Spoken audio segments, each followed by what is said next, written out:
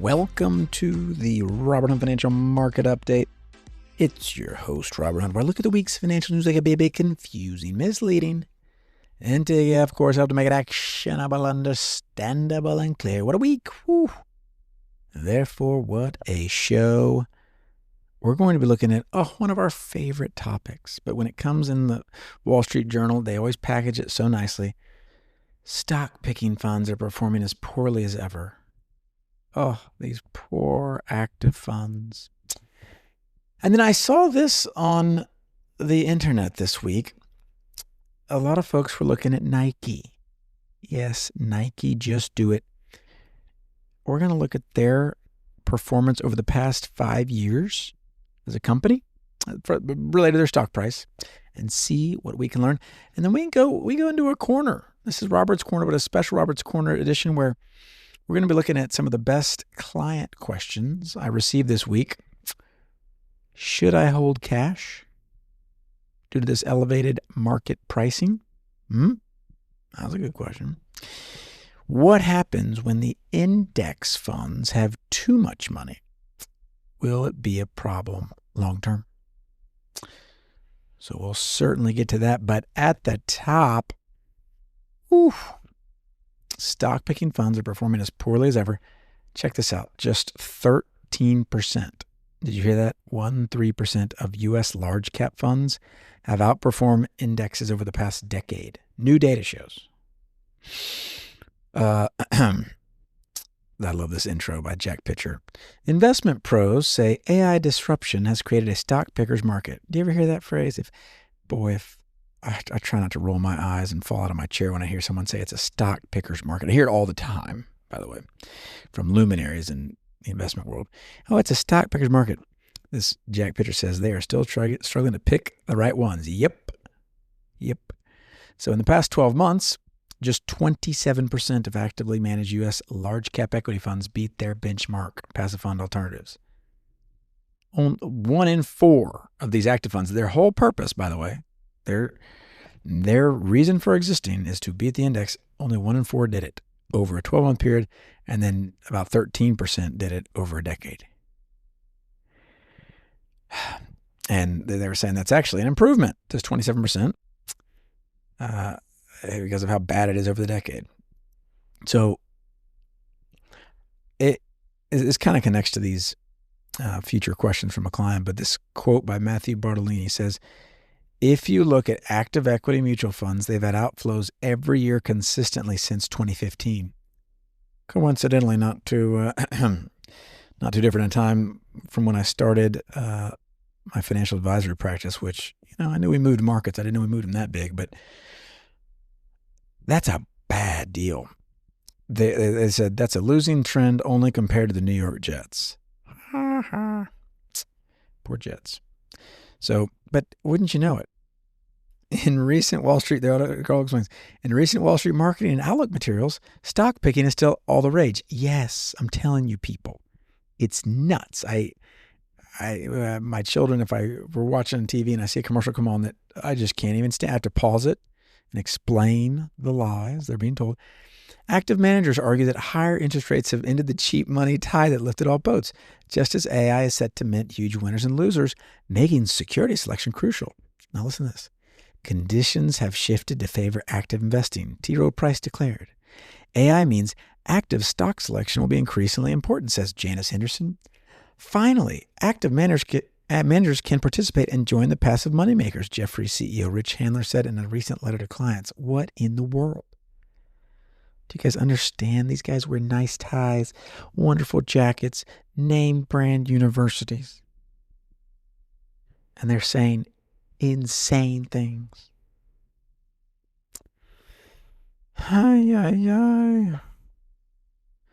Anyway.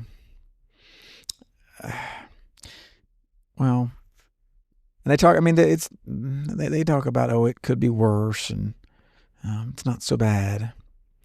And there is a risk. Check this out. The S&P 500's 10 largest companies represent more than 40% of its value. According to the Dow Jones market data, this is the highest concentration since the 1960s.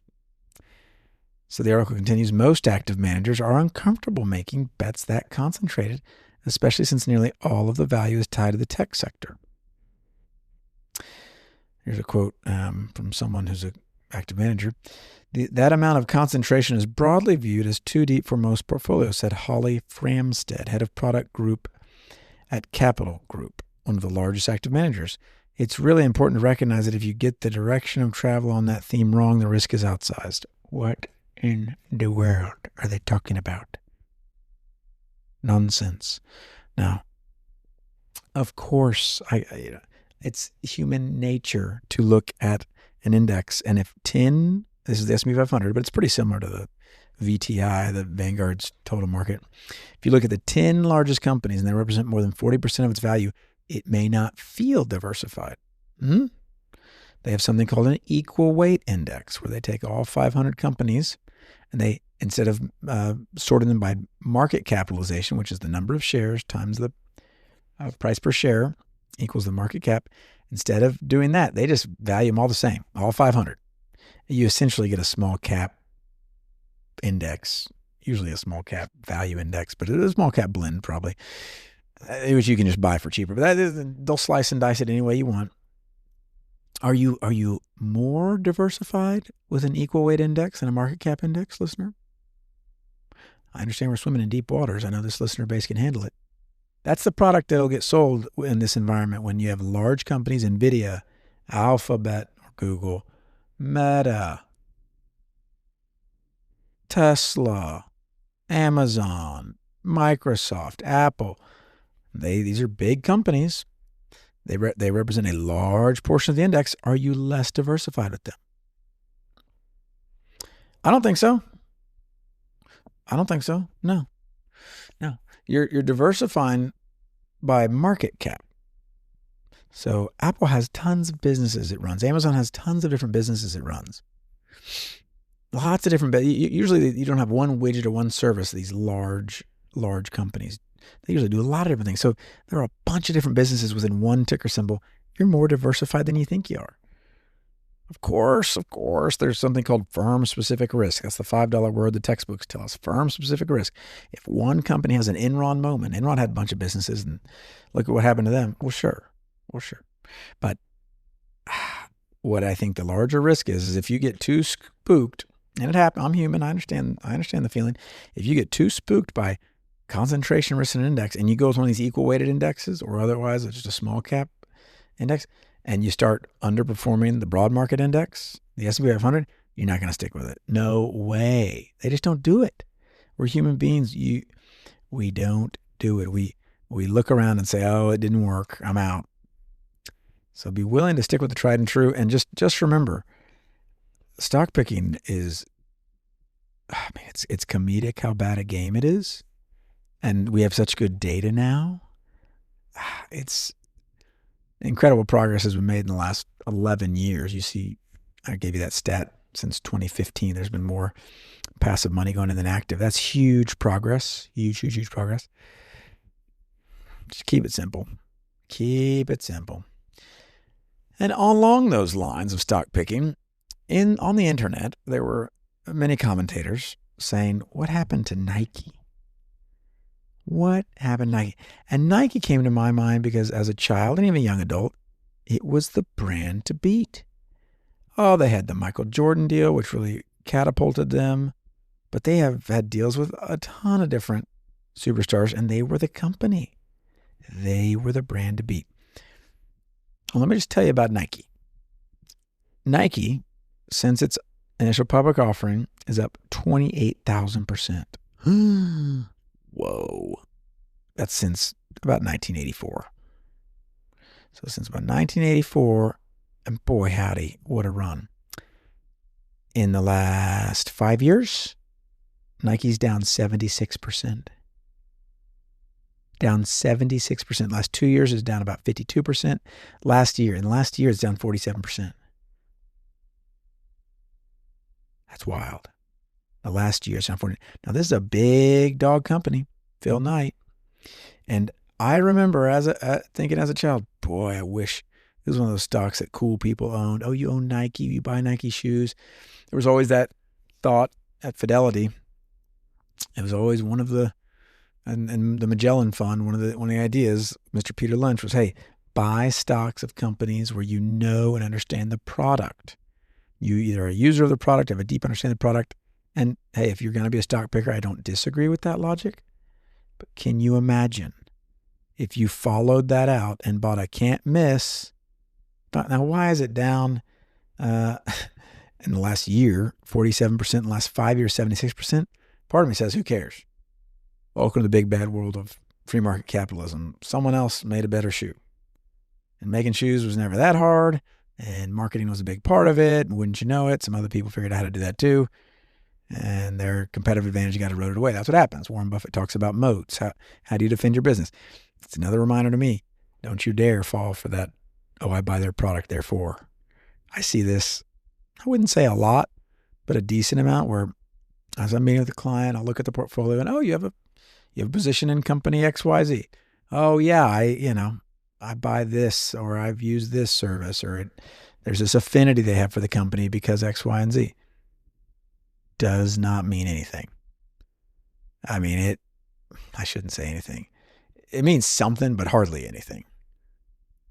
Usually the investments are made irrespective of the valuation, irrespective of future business prospects. You're just having fun. So just remember the can't miss of today. And there are some out there. There's some stocks out there. I hear people talk about, oh, this individual security, it's a can't miss. It's a can't miss. This company's just bulletproof. They got it all. Maybe you think it's Amazon. Maybe you think it's Tesla. Maybe you think it's Apple or Google, whatever. There is no can't miss. And Nike, and by the way, Nike had this run. The run they had from 1984 till about, I want to say, let's call it 2021. It was almost uninterrupted. 1984 to 2021, you're up 61,000%. Would you have really thought that you're going to retrace as hard as you did? Nope, I bet not.